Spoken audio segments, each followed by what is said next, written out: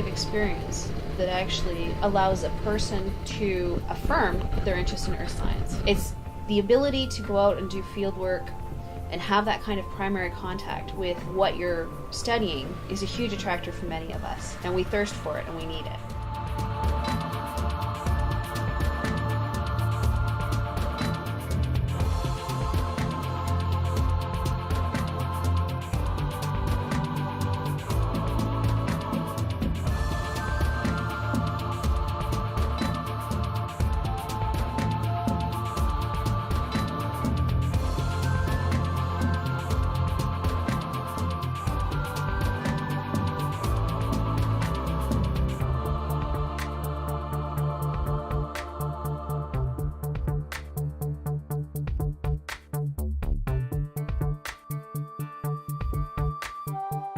Going to some place like the Yucatan Peninsula, which is one of the major places in the world where we have both the capture of CO2 from the atmosphere and also the release of it, and looking at this carbon cycle is a very, very powerful thing to do. Some of the focus of the trip was looking not only at the physical environment and how it is, but also how it functions.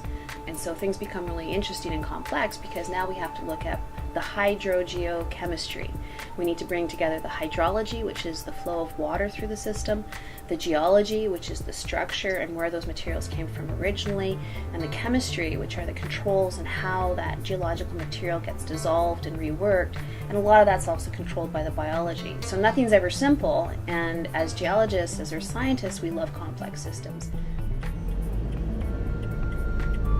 The economy, the culture, the people, the human health, the environmental health, all goes back to having a sound understanding of the geology of this area.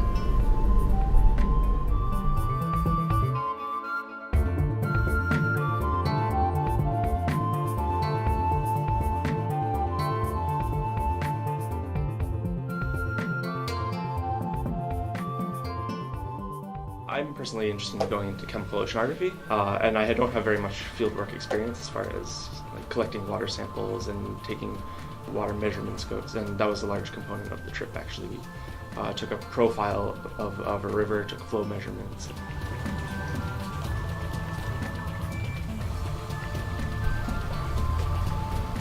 We went to a lot of cenotes. These are sort of sinkholes, basically. One underground cenote, we went snorkeling and explored the geology that way. Around here you don't really have the reef complexes that you have down in the Yucatan. So I guess going there definitely helped broaden our horizon of different geological knowledge. Well, the thing that I was the most excited about was taking sediment cores.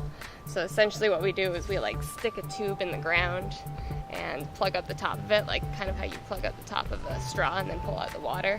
So you plug the top of it and you pull out this big column of sand. And so the youngest stuff is on the top and the oldest stuff is on the bottom, and you can kind of reconstruct what's gone on in the past through that.